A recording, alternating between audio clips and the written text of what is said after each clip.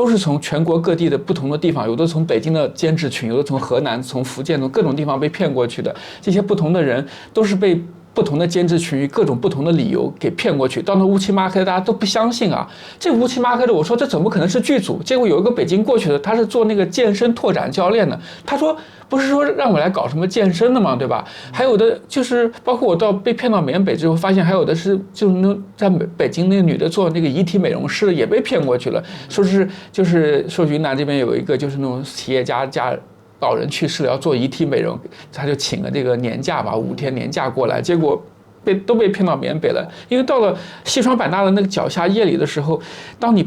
怀疑的时候，不愿意再往前进的时候，那个山是前不着村后不着店的。这个时候周围出来了不下于10个穿的迷彩服的，感觉很像云南人的中年男人，就是身高也不高，170左右，穿的迷彩服，登山靴，腰间别的像那个刀一样的那个刀，我不知道什么刀，就是半推半就的，就是这个时候你往哪喊都不行。也没有所谓的监控，也没有路灯了。那个时候就是山脚下，就西双版纳的山脚下。这个时候他们是开车送我们去。他们是有那个暴力恐嚇你吗？有。怎么恐吓？这就好比现在你想，我被你几个陌生的人开车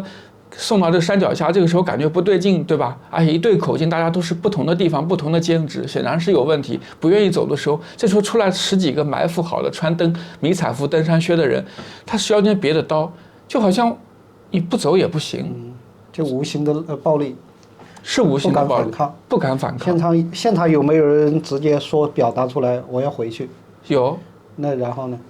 他这个时候他不准回，但是就有唱红脸和唱白脸的嘛。那有一个人就拿出手机说：“你们别要慌张，就弄云南口音的普通话，不要怕。跟你们说，其实呢，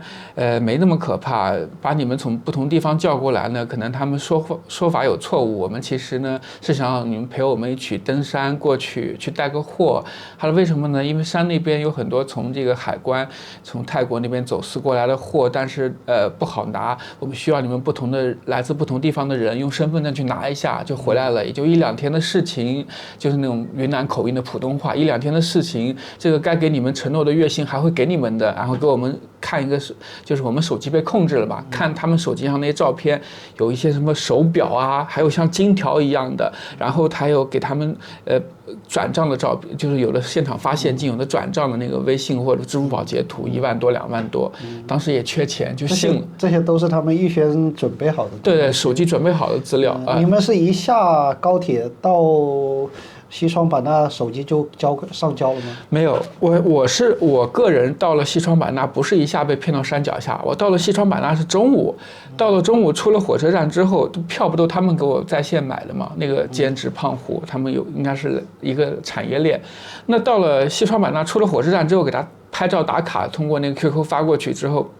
他确认我在西双版纳了，给我发了一个地址，让我自己花钱打车到西双版纳的万达影城。到了万达影城之后，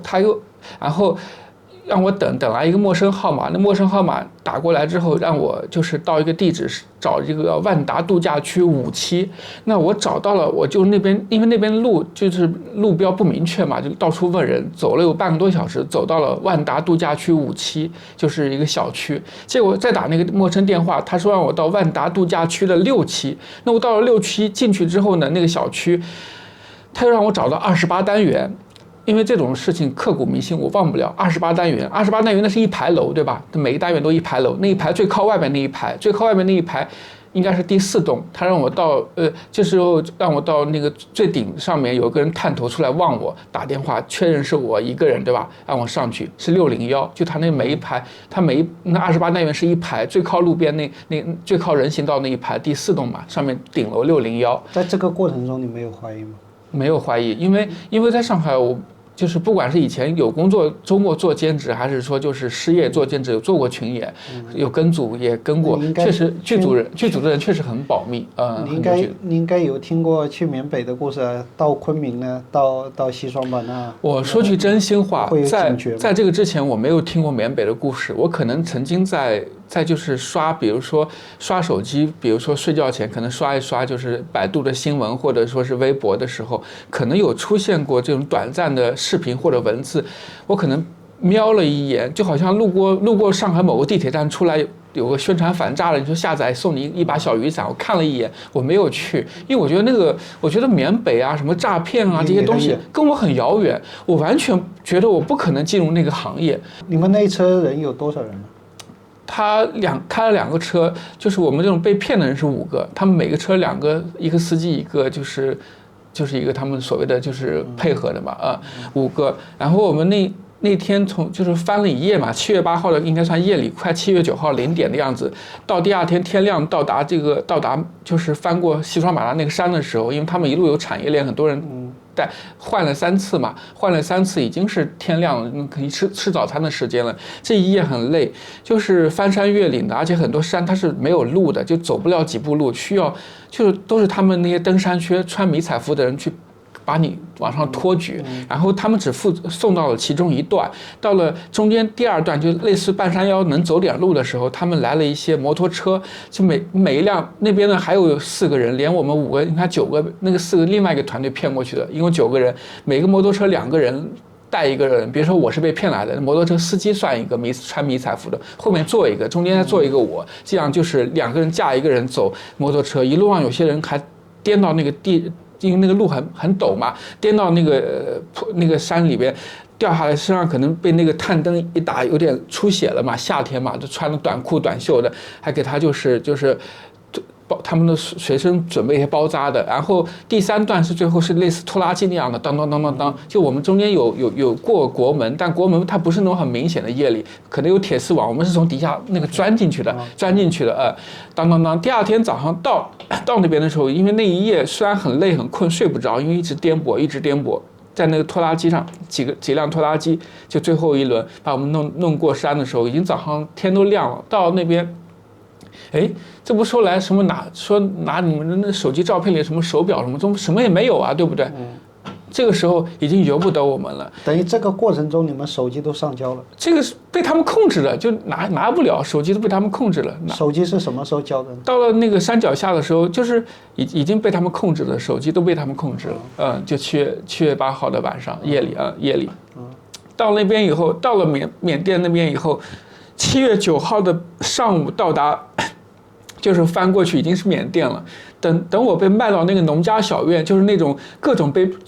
那种自愿过去的人，我不知道他怎么过去，但是只要是被骗过去，都会卖到那个缅北果敢老街那边的农家小院，很多农家的院子里面，因为那边是没有法律的，院子里一进去都是戴着手铐的被骗过去的人，男的是一个院的，女的一个院的，好多那样的院子，就是进去就没有任何自由，当时就被打，然后被一些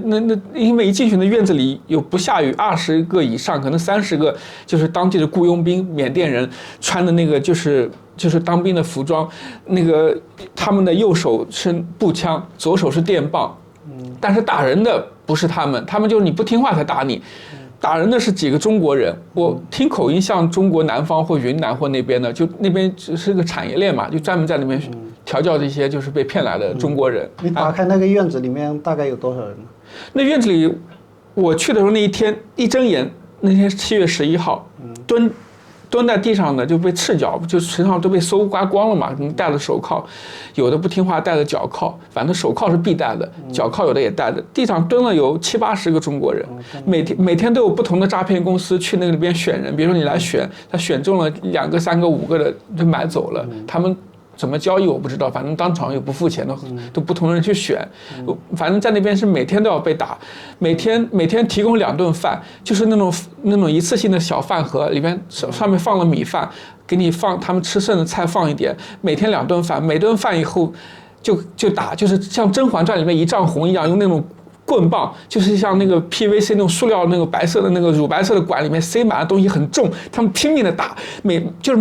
天吃2顿饭，吃完饭你趴着墙戴着手铐，从那个屁股往下拼命打，说是每顿饭打5棍，还不能出声，喘气的继续打，但像我也没喘气，也没有不听话，因为我可能就是看我屁股大，因为我也不是很瘦，他每顿打了不止5棍，那一刻是我人生第一次经历所谓的《甄嬛传》的一丈红啊！打完以后，我整个人都瘫掉了。